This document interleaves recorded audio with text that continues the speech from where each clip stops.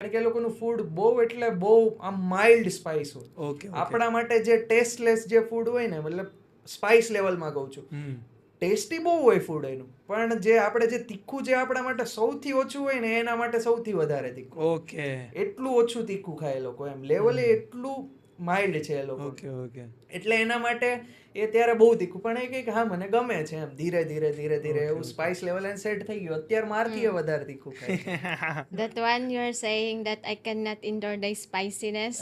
Yes. Before they are cooking separate food for me. They separate less spicy. Okay Then little by dire. Dire.